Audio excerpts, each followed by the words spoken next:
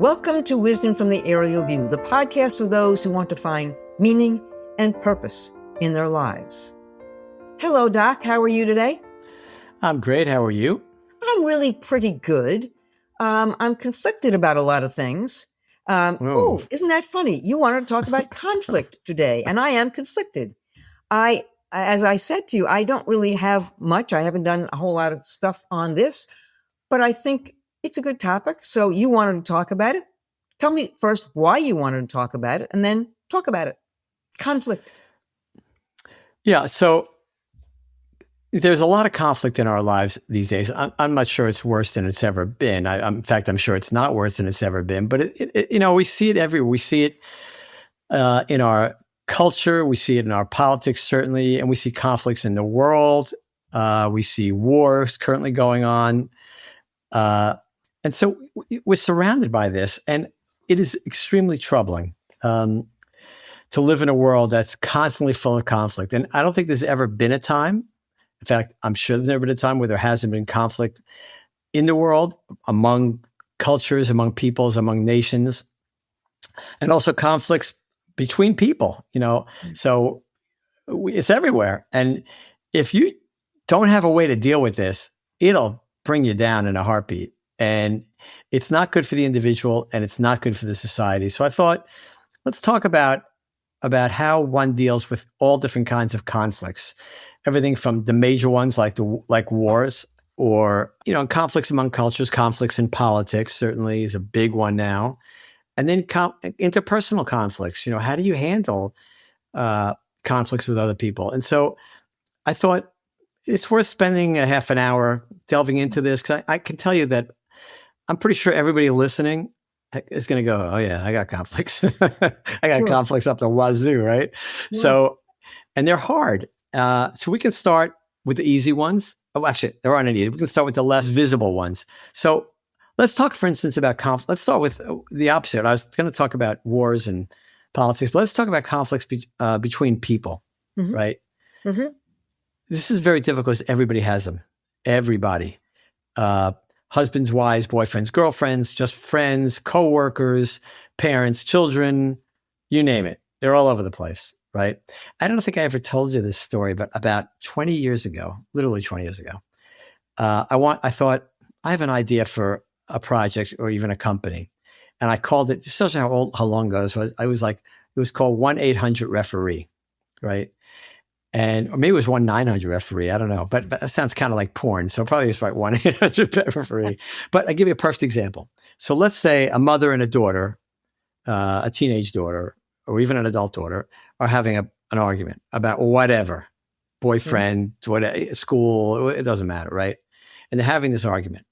And so eventually the mother either slams the door and leaves the room, or the daughter slams the door and leaves the room, or a husband and wife, or two people, a couple, whether a husband and wife, or it doesn't matter, a couple. Let's talk about the couple. And they get into this argument, and it's now like 10 o'clock at night, and they're both very angry. And what happens, you get angry, but you also get upset, because even if you're sure you're right, you're still upset about the whole thing happening. It's very unpleasant. And then, they go to sleep and they don't talk. And, they wake up the next morning and go, "Okay, now what do I do?" Right. Yeah. So the idea was that you could call up a therapist who would just say, and that's why it's called 1-800-REFEREE, and say, "Okay, give me the problem. Okay, party A, you get 5 minutes. Or 3 minutes. Party B, you get 3 minutes." Okay. And everybody, each party is thinking that the referee is going to say, "You're right, you win." But the referee's almost never going to say that. They're going to say, "Okay, you just got to have to hear the other person's point of view. Put yourself in their look at the world through their eyes," like a therapist would do, right?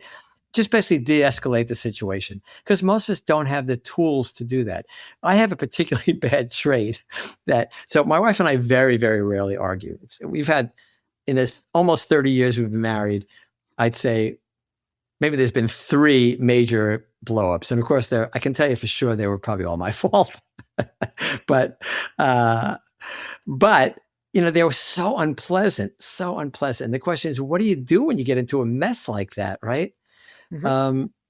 And I hated it. I absolutely hated it whenever it happened. So you want to find a way to get out of the mess, A, to save the relationship, B, to make yourself feel better. Because, I was going to say is that my particular trait is when these things happen, I would start to laugh. Right. Oh, God. And why would I laugh? I wouldn't laugh. I wouldn't even laugh. I'd sort of like smirk, but not in a ugly smirk. It was in a smirk to hold in the laughter. Because what would happen is I'd zip up to the aerial view and I'd say, oh, this is so ridiculous. Now what? Right. And of course, what would happen? My wife would get really even more angry because what are you laughing about? What are you smirking about? You know, and I wasn't meaning it to be disrespectful. It was the exact opposite. It was like an escape valve for me. Okay, that never worked. But the point was, I hated being in that situation. It was so uncomfortable. Everybody does. So most of us don't have the skills to unravel these things in a very logical, thoughtful way without yelling at each other or throwing something, right? So this is a really big deal. If people had a way, if we could like push a little button on the desk and say, oh, conflict resolution button, go, I'm going to hit it right now. And all of a sudden you got a script that says, here's how you resolve the conflict. And then both people, of course, have to be willing to do that. But this would create so much more peace in our lives, in our worlds. Conflicts are troubling. You know what I'm talking about. Sure, I do. I have conflicts in my family. They run politically with my brother, for example. He and I do not see eye to eye politically. And it's a conflict that I'm trying to resolve. And we've hung up on each other and done all those things that people do when they don't agree with one another. And it's silly. It's absolutely silly. I love my brother. Sometimes I don't like him, but I love him. But we are conflicted politically, and I'm not sure. And I don't know who's to blame. I guess we're both to blame. He brings it up. I bring it up. We purposely do it. Very rarely do we even agree. But there is that conflict, that inner conflict, that outer conflict that I would love to be able to figure out how to resolve that. Probably the best way is to not talk about politics. Okay. I'm glad you said that. I'm so glad you said that. I didn't even write it down and send you a text to tell you to say that or ask you to say that. It's perfect because I have a friend, very, very close friend, one of my oldest friends. We talk at least 2 or 3 times a week. And he's on one side of the political spectrum, and I'm not on a particular spectrum. I'm kind of I'm not even in the middle. I'm just kind of nowhere, right? So I'm willing to hear everything. And we have a rule: don't talk about politics, because what happens is inevitably it deteriorates, and no matter what I say, he's going to kill me, right? And I love this guy, and like a brother, and I don't like it. So I said, okay, no talking about politics, but it's not the right answer. That is not the solution. Because why isn't that a solution? Because when you have a relationship and you create rules about what can and cannot be said, it's not a relationship. The relationship has been lessened, right? Yeah. And you don't want it lessened, right? So I don't like this. So I'll tell you to me, the way to handle most conflicts is to say to yourself the following. You have to ask yourself a question. We've talked about this before. Have I ever been wrong in my life? And every honest person would have to say, sure, I've been wrong, because everybody has. Everybody, I don't care who you are, you have been wrong numerous times, right? Not just once, numerous times. So the thing to say to yourself is to ask yourself, why am I so sure I'm right this time? Maybe since I have a history of being wrong previously, even if you have a track record of 80-20, let's say you're right 80% of the time, let's say you're right 90% of the time, but you're still wrong 10% of the time. You have to say to yourself, why am I so sure I'm right this time? You have to entertain the possibility that you're not. And this is a question of humility. And this is one of the great tricks to handling conflicts, is to have humility to say, okay, I could be wrong. And once you admit that you could be wrong to yourself, then it's very easy to hear the other person and say, I don't see it that way, but I see your point of view. Okay, it's legitimate. I don't agree with you right now. Maybe tomorrow, maybe next year, maybe never. But I hear you. It's fine. I see your point of view. You're not a horrible person. You care about people as much as I care about people. You're just as kind as I am. You're just as smart as I am. I get it. Okay, fine. I hear you. Great. And then nothing's off the table. But you have to have that humility. You have to say, I could be wrong. And the reason you say that is because you have been. I have a chapter in my book called, I think it's called Being Right is Overrated, right? Mm-hmm. And for us, being right is so important, but really it's not the most important thing. The relationship is the most important thing. But I'm not sure that it's right and wrong. I mean, I'm not sure that you're being right and I'm being wrong. Or I think that we can have opinions. We can voice those opinions and be steadfast in belief in that opinion and still believe that your opinion, which you have every right to, everybody's entitled to his or her opinion. You're not entitled to the facts that are not so. But I can respect you as a human being. I can respect your opinion. I just don't happen to agree with your opinion. And I think if we say that, then to me, that's the way we resolve the conflict, as opposed to saying, you may be right. I'm not going to ever say you may be right. I'm going to just say, I respect your opinion. I still don't think you're right. Okay. And then you'll hang up.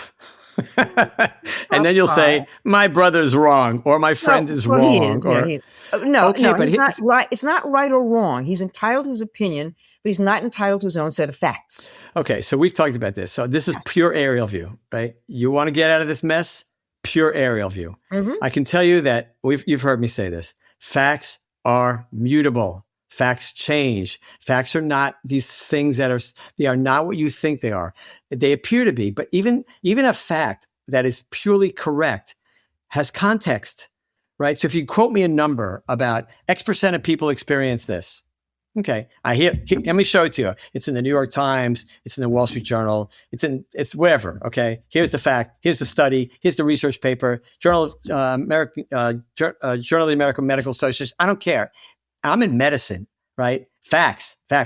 Evidence-based medicine. We talk about evidence-based medicine all the time. Here's what happens. Evidence-based medicine, 5 years later, oops. That turns out that evidence-based medicine, we had some other things happen, and it turns out we ignored certain inputs that we weren't even aware of. We didn't do it intentionally. So sticking with facts is dangerous because even in physics they change.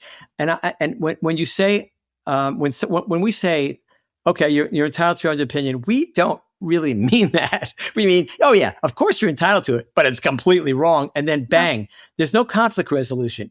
And so the point is, the important part of the discussion is the relationship.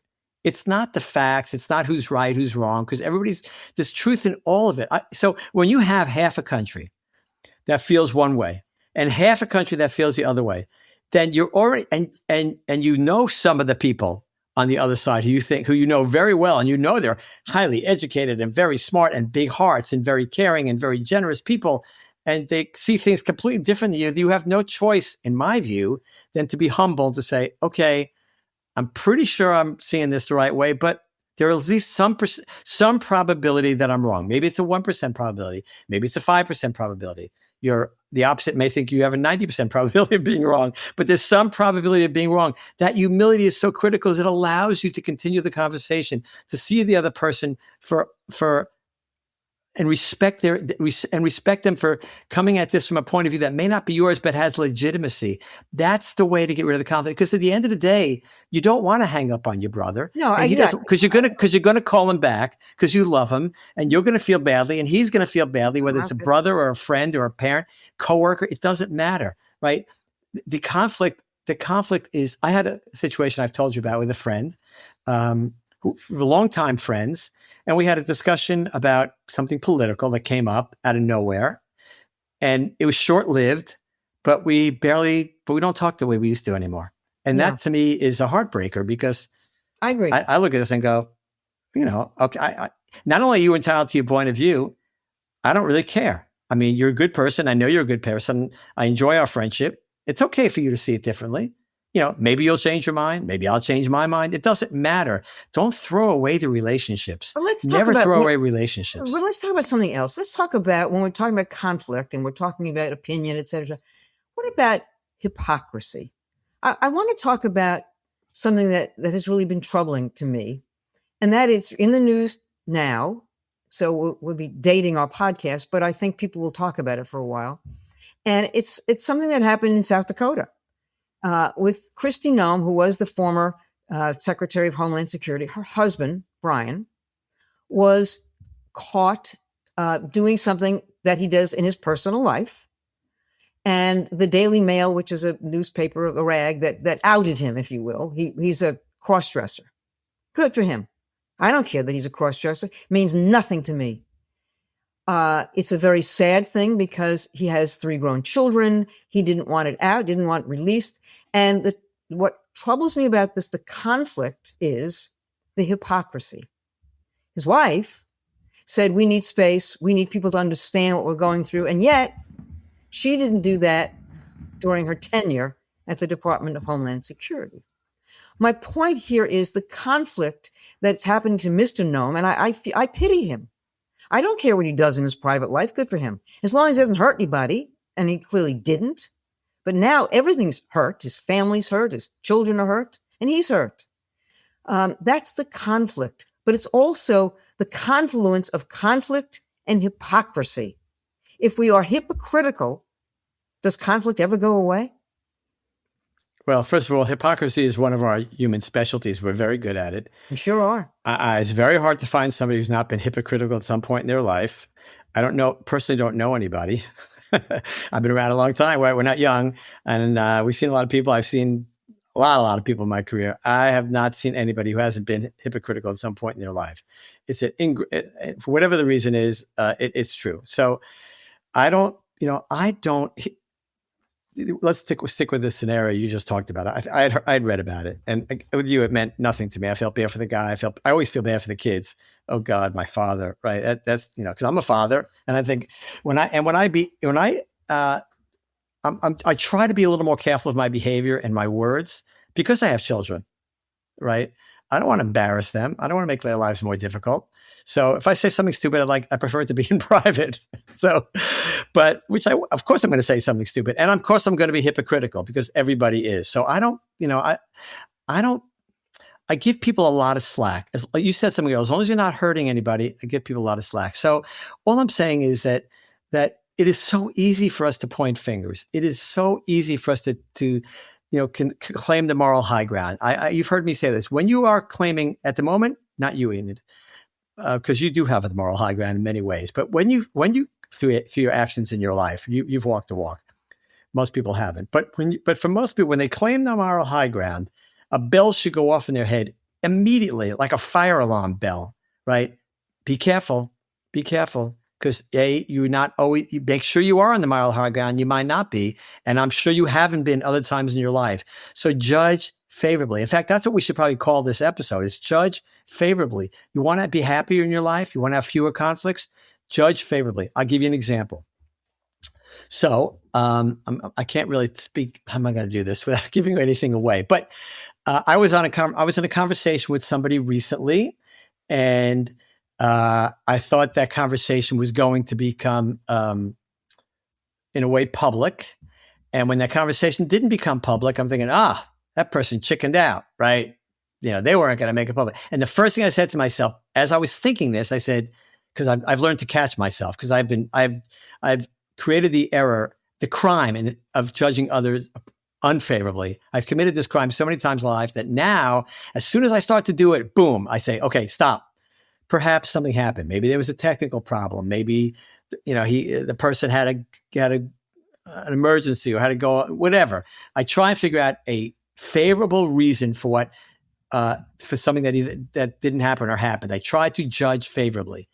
And sure enough, a week later, it was what was supposed to happen happened.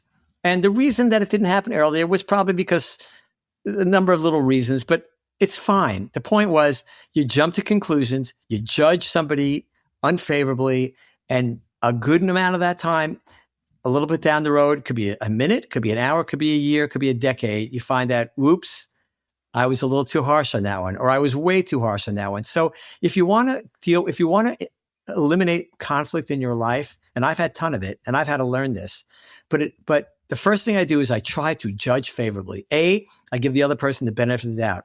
Maybe they're having a bad day. Or maybe they're right. Now I'm wrong. I could easily be wrong. I've been wrong before. Or something else has happened and that's the reason why they haven't responded or whatever. Or they're saying something that I find to be unkind and maybe they're having a really bad day and somebody 5 minutes earlier said something terrible to them or earlier in that day they had something happen. So just try and judge favorably. If it turns out you gave somebody the benefit of the doubt and they didn't deserve it, no harm, no foul. right? It's no big deal. You haven't lost anything. As long as you're a person of substance, firmly rooted in your own persona, nothing's going to happen if you inadvertently give somebody the benefit of the doubt. If you don't give them the benefit of the doubt, if you judge them unfavorably, that's where conflict occurs. That's where you are diminished. I like to say we are only responsible for our own behavior, and we are completely responsible for our own behavior, and we are never diminished by the behavior of others, only by our own. So how somebody else behaves is not your issue. As long as you behave properly and treat people well and judge favorably, you're going to be fine. You want to get rid of conflict in your life? You want to get rid of stress? You want to get rid of anxiety? Try judging people favorably. That's going to help immensely.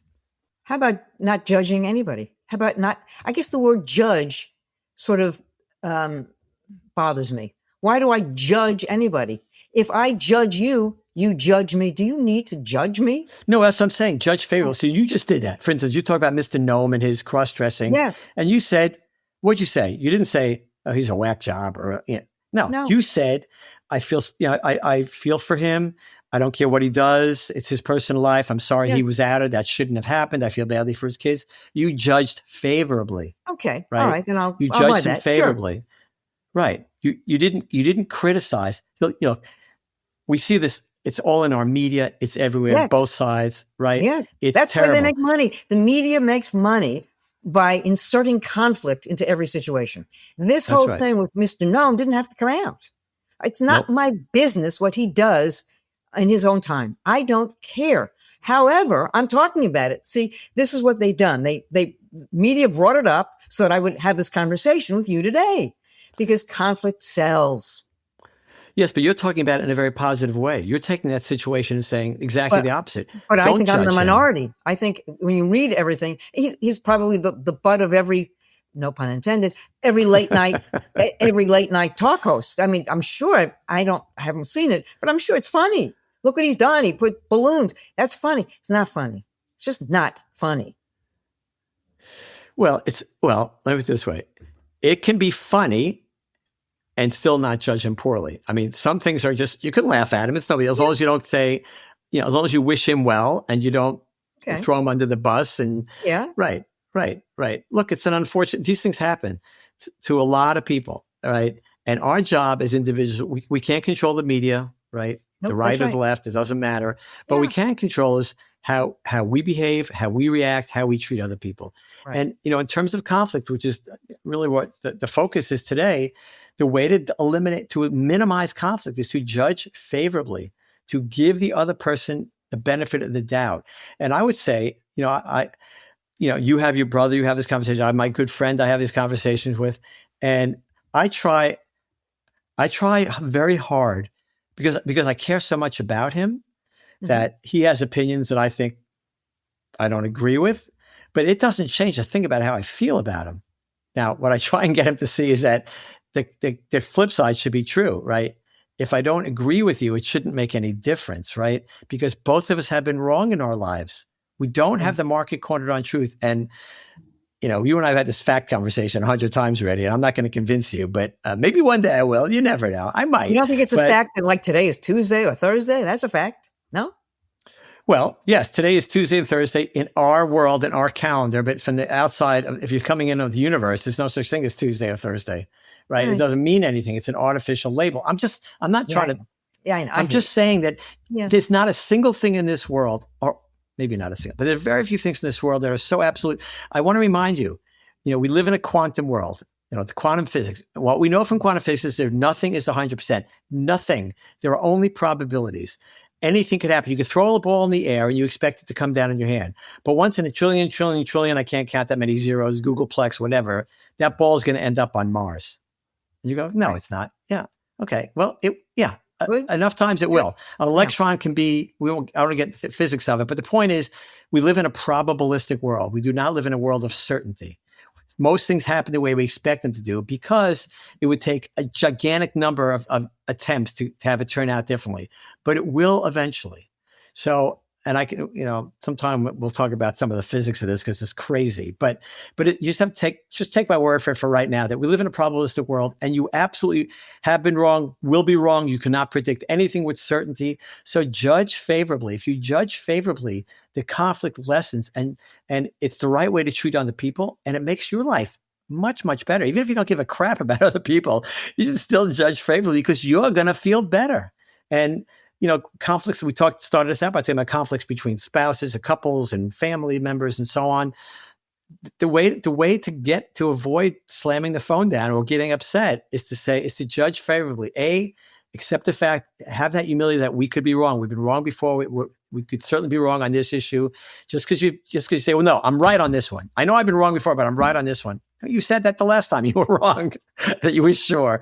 You can't be sure, right? So be humble and judge favorably. Those two things would go such a long way, not only in our interpersonal relationships, but in our societal relationships.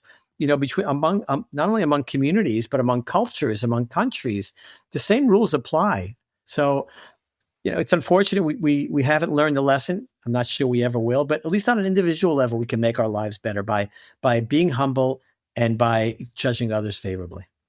I agree. I think those are wise words. I think they're hard words to live by, but something that we ought to at least strive for. I agree with you 100% on that. Conflicts in the world right now, we are very conflicted in this whole world. There's no question about that. And one would hope and one would pray that some of these. I always end up every podcast that we do. I end with one word, and the word is peace.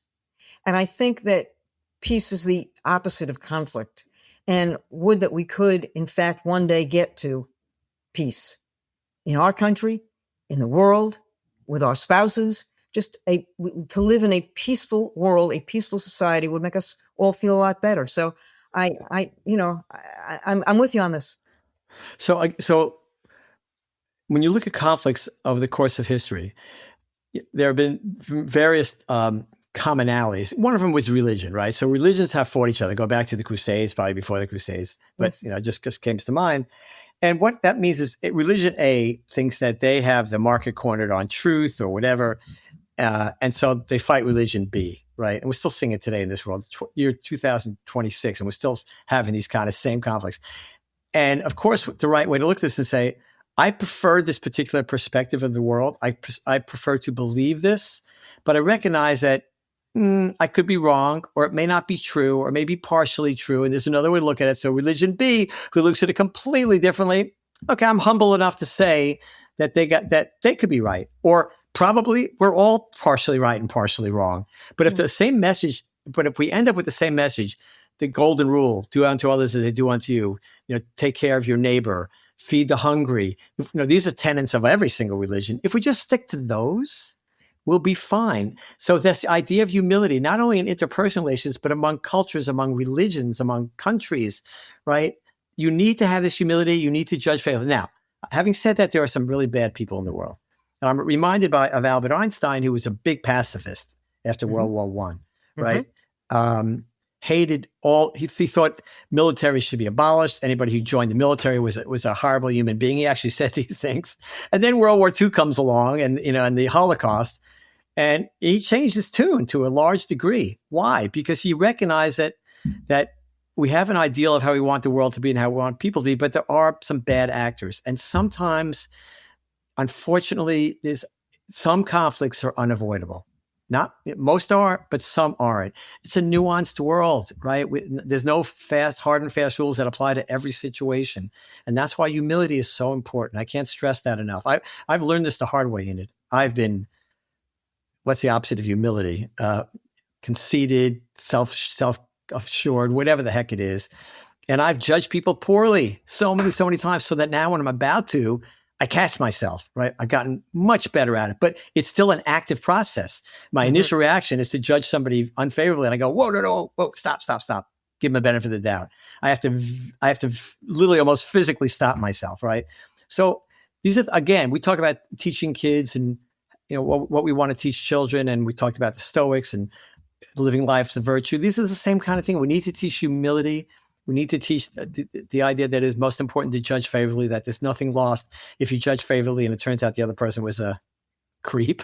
Okay, it happens. So you get the idea. I would leave. You always give me the last word. I only have 2 words. Or how many words? 3 words. Humility, be humble, and judge favorably. And your life will have far less conflict in it.